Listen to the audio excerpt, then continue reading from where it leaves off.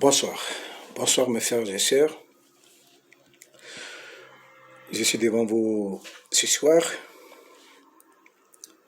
pour expliquer ma part de vérité sur deux thèmes. Le premier thème, il s'agit du discours du président français Emmanuel Macron sur la crise politique en République de Guinée et en Côte d'Ivoire. Le second thème, il s'agit donc de la démission du député Sia Kabari à l'hémicycle. Comme je vous l'ai déjà annoncé, le premier thème consacre sur le discours du président Emmanuel Macron. Bon, on explique chronologiquement les faits.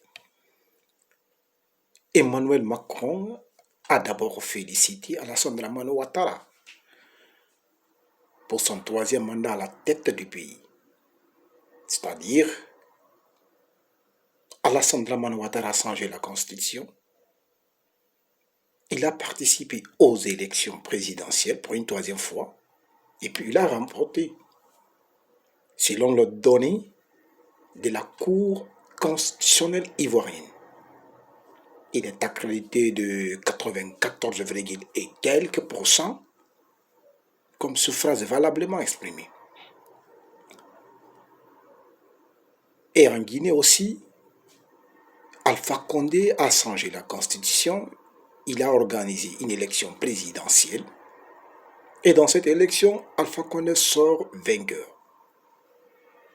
D'abord, proclamé par la CENI, Commission électorale nationale indépendante, et ensuite validé par la Cour constitutionnelle guinéenne. Monsieur le Président Emmanuel Macron a félicité Alassane Dramane Ouattara pour sa réélection à la troisième mandature de la République. Mais il n'a pas apprécié Alpha Condé. Qu'est-ce qui ne va pas? D'abord, moi j'apprécie Emmanuel Macron pour son message de félicitations adressé à Alassane Dramane Ouattara, président de la République de la Côte d'Ivoire. Tout le monde le sait. Alassane Dramane Ouattara n'avait pas l'intention de briguer un troisième mandat. Tout le monde le sait. Ce n'est un secret de polichinelle pour personne. Tout le monde le sait. Alassane Dramane Ouattara a choisi dans son propre camp, dans son propre parti politique, le RHDP, Amadou Gon Coulibaly, qui était déjà le Premier ministre, paix à son âme. Il a choisi ce dernier pour aller compétir aux élections présidentielles avec les tenors de l'opposition. Et fort malheureusement, ce dernier a tiré sa révérence. Vous voyez, ce dernier est mort. Quand ce dernier est mort, les gens du RHDP ont chanté, ont exigé à ce qu'Alassane Dramane Ouattara se redit, c'est-à-dire revenir à sa décision. C'est ainsi qu'Alassane Dramane Ouattara a finalement accepté d'être le candidat pour un second, pour un autre mandat, pour un troisième mandat. Donc, c'est une explication qui doit être expliquée aux fanatiques qui s'agitent sur les toiles, qui s'abattent sur le discours d'Emmanuel Macron. Et tandis qu'en Guinée, nous le savons, Alpha dès à l'entame, il n'a choisi aucune personne. Il n'a choisi personne pour lui remplacer ou pour lui succéder à la tête de la nation guinéenne. Ni dans son camp, ni ailleurs. Il n'a choisi personne. D'abord, pour le changement constitutionnel, nous le savons tous, Alpha a dit qu'il y a des pays où la population n'a pas voulu que la constitution soit changée, mais les autorités ont réussi à changer la constitution, malgré l'hécatombe de morts. Donc, le cas guinéen était déjà prévisible, tout le monde le savait. Tout le monde le savait qu'Alpha Condé avait l'intention de s'éterniser au pouvoir, donc de mourir au pouvoir. Alpha Condé s'est présenté aux élections présidentielles du 18 octobre. Malgré les récriminations de la population, malgré d'innombrables manifestations meurtrières qui a endeuillé plusieurs familles, malgré tout ceci, Alpha n'a pas daigné se retirer de la course. Il a continué, il a foncé tout droit. Les deux, chacun à son tour, a été proclamé par leur cours constitutionnels respectifs. Et voilà, les présidents d'ailleurs, les présidents des autres pays qui sont en partenariat politique, au partenariat économique, au partenariat politico-civil, au partenariat public, chacun a félicité le président Alpha Condé comme en guise de défendre son intérêt, l'intérêt de ce pays qui exploite en Guinée. Maintenant, Emmanuel Macron a eu le courage, parmi tant d'autres présidents qui avaient déjà félicité Alpha Condé, dont certains d'ailleurs attendent d'autres occasions pour le féliciter. Il a dit Alpha aurait pu être Mandela de la Guinée. Mais il n'a pas fait ceci. Il a changé la constitution uniquement pour se maintenir au pouvoir. Il faut qu'on se dise la vérité. Le changement constitutionnel en Afrique ne se résume à rien. Ne se résume à rien. Ça se résume à la pérennisation d'un président à la tête du pays. C'est tout cela. Sinon, la loi est claire là-dessus. Il y a la modification. On peut prendre quelques éléments dans la Constitution qui nous paraissent encombrants pour la vitalité de la démocratie ou pour l'alternance, et puis on les change dans d'autres, à d'autres articles. Mais en Guinée, Alpha ne l'a pas fait. Il a tout simplement décidé de changer la Constitution afin de rester éternellement au pouvoir, et c'est ce qui est d'ailleurs commencé. Que voulez-vous que Emmanuel Macron dise, les fanatiques, vous? Que voulez-vous que Emmanuel Macron dise? Pourquoi les présidents aussi qui ont félicité Alpha Condé n'ont pas subi vos menaces, n'ont pas subi vos injures, n'ont pas subi vos frustrations? Pourquoi? Parce que ceux-ci ont félicité Alpha. Et si aujourd'hui Emmanuel Macron dit qu'il ne félicite pas encore Alpha Condé, et puis il a dit les raisons. Donc, moi je défends totalement Emmanuel Macron. Emmanuel Macron a tout juste dit la vérité, dont la plupart des présidents ouest-africains ou les présidents du monde entier n'ont pas eu le courage. Il faut qu'on se dise cette vérité-là. Voilà, ça c'est le premier thème. Maintenant, je passe au deuxième thème. Le deuxième thème, il s'agit de la démission du Siaka Bari à l'hémicycle. Nous le savons très bien, Siaka Bari est le président du mouvement patriotique, je ne sais pas, MPDG, Mouvement patriotique démocratique de Guinée. Ce monsieur a été d'abord ministre des Sports, de la Culture et du Patrimoine historique sous l'ère d'Alpha Condé. Faute de résultats positifs, Alpha lui a débarqué dans le gouvernement, dirigé à l'époque par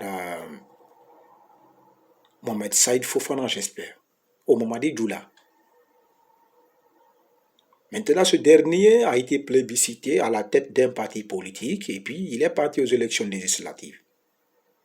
Mais écoutez, Cette élection législative était d'abord prévisible. Tout le monde le savait.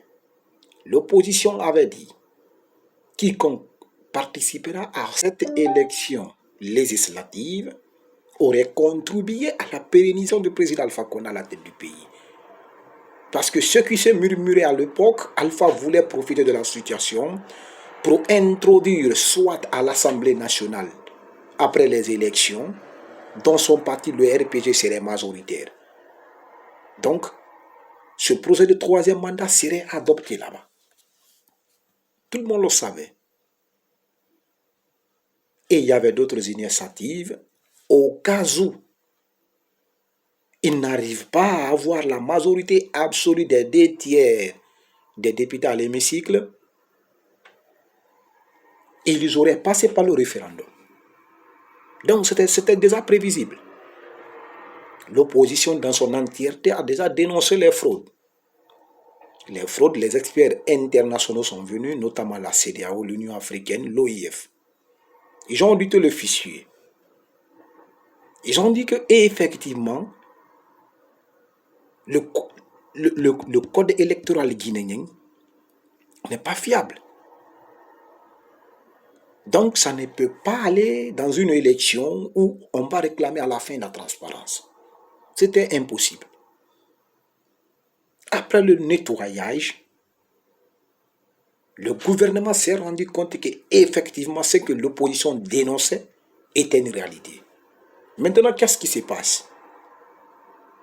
Alpha, connaissant la forte mobilisation de l'opposition, notamment l'UFDG et l'UFR, il a tout simplement exclu ces derniers. Il dit, j'accepte qu'on repousse les élections législatives, mais ceux qui ont déjà déposé leur acte de candidature seront maintenus. Mais d'autres n'y participeront pas plutôt. Vous voyez une situation de 2 poids 2 mesures. L'opposition réclame la transparence pour participer à une élection. Et le gouvernement et la CENI refusent. Et finalement, ils reconnaissent que effectivement le code électoral guinéen, le fichier électoral, a un problème. Donc il faut un peu le soigner avant d'aller à une quelconque élection. Donc ils ont donné raison à l'opposition qui dénonçait corps à cri que le fichier électoral n'est pas un bon fichier. Patatras, Alpha sort et dit, bon, j'accepte, mais l'opposition ne viendront pas. Vous voyez la situation? Ils ont repoussé l'élection. Dans un premier temps, c'était une élection législative qui était programmée. Pour la convocation de la deuxième date, le président Alpha Condé a introduit le fameux référendum. Et toutes les candidatures qui étaient déjà actées pour les élections législatives, si chacun ne voulait pas le référendum, il pouvait se retirer, c'était libre. Il pouvait dire, bon, moi j'étais pour les élections législatives, mais comme monsieur le président a introduit le référendum, maintenant je ne pars plus, je ne parcours pas, je ne concours pas. Donc je me retire. Les leaders politiques devraient faire cela. Ceci n'est pas un problème. Ils pouvaient le faire. Mais ils ont dit, niet, on va aller aux élections législatives. Et ça a été dit, et c'est clair, c'est net, une élection législative cumulée au référendum. Il faut voir les politiciens. Le résultat sera la victoire du référendum. Ça, c'est obligatoire. Vous votez ou vous ne votez pas, le vote pour le référendum serait pris en compte par la CENI. Obligatoirement.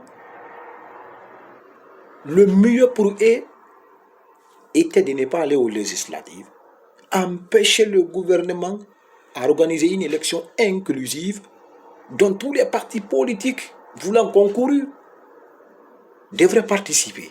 Mais ils n'ont pas fait ceci. Ils sont partis aux élections législatives en appelant leurs militants respectifs voter uniquement pour les élections législatives. Le référendum, on ne donne pas les consignes de vote. Et après les élections, on a vu le résultat. Le RPG actuellement à l'hémicycle a plus de 2 tiers. C'est-à-dire dans les 114 députés, le RPG seulement a au moins 72 députés. Vous comprenez la situation? Maintenant, le résultat du référendum également. Plus de combien de pourcents? Plus de 90% des votants pour la nouvelle constitution. Et la nouvelle constitution est synonyme de mandat à vie pour Alpha Condé. Ceci n'est pas caché, c'est connu de tous.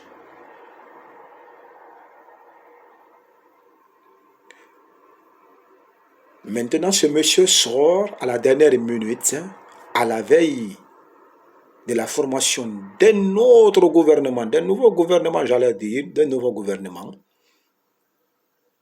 comme les hypocrites le disent, de la 4e République.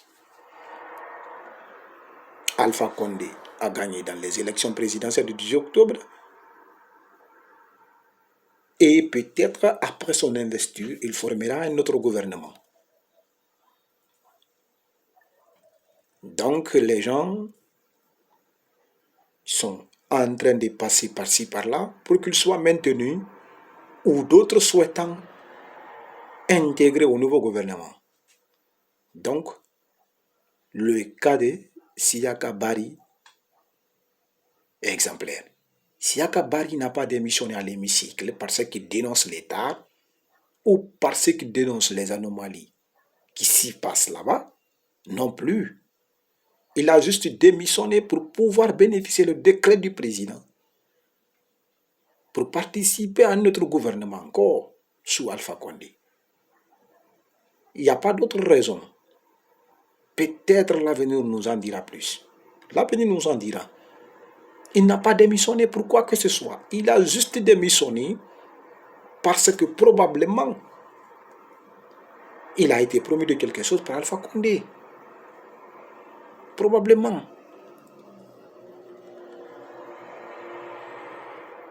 Donc le jour de la formation du nouveau gouvernement, peut-être l'histoire me donnera raison. Les gens vont dire, oui, j'ai entendu un monsieur qui disait ceci, cela. Siaka Bari n'a pas démissionné pour quoi que ce soit. Il a démissionné pour pouvoir intégrer le nouveau gouvernement qui serait bientôt mis en place. C'est tout ça. Donc, mesdames et messieurs, mes frères, mes sœurs, c'était ces 2 thèmes que je voulais vous expliquer. Je vous remercie.